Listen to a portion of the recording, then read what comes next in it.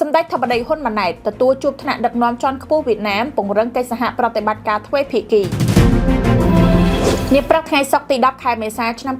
2026 សម្ដេចមហាបវរធិបតីហ៊ុនម៉ាណែតនាយករដ្ឋមន្ត្រីនៃកម្ពុជាបានអនុញ្ញាតឲ្យឯកឧត្តមត្រានកឹមទូសមាជិកការិយាល័យនយោបាយនិងជាសមាជិកប្រចាំការគណៈលេខាធិការមជ្ឈិមបក្សកុម្មុយនីសវៀតណាមចូលជួបសម្ដែងការគូសំនិងពិភាក្សាការងារនៅវិមានសន្តិភាពរាជធានីភ្នំពេញជំនួបនេះបានប្រព្រឹត្តទៅនៅក្នុងបរិយាកាសស្និទ្ធស្នាលនិងមិត្តភាពដោយសារភាគីទាំងពីរបានផ្លាស់ប្ដូរយោបល់លើការពង្រឹងនិងពង្រីកកិច្ចសហប្រតិបត្តិការទ្វេភាគីរវាងកម្ពុជានិងវៀតណាមនៅក្នុងវិស័យសំខាន់ជាច្រើនសម្ដេចធិបតីហ៊ុនម៉ាណែតបានសម្ដែងការស្វាគមន៍យ៉ាងកក់ក្ដៅចំពោះឯកឧត្តមត្រិនកឹមទូនិងគណៈប្រតិភូដែលបានអញ្ជើញមកបំពេញទស្សនកិច្ចនៅកម្ពុជាព្រមទាំងបានវិតម្លៃខ្ពស់ចំពោះទំនាក់ទំនងមិត្តភាពនិងកិច្ចសហប្រតិបត្តិការល្អប្រសើររវាងប្រទេសទាំងពីរដែលត្រូវបានថែរក្សានិងអភិវឌ្ឍឲ្យកាន់តែរីកចម្រើនជាបន្តបន្ទាប់ជាមួយគ្នានេះឯកឧត្តមត្រិនកឹមទូក៏បានថ្លែងអំណរអគុណចំពោះសម្ដេចធិបតីដែលបានអនុញ្ញាតឲ្យចូលជួបនិងបង្ហាញពីការយកចិត្តទុកដាក់ខ្ពស់របស់វៀតណាមនៅក្នុងការបន្តពង្រឹងទំនាក់ទំនងជាប្រពៃណីល្អ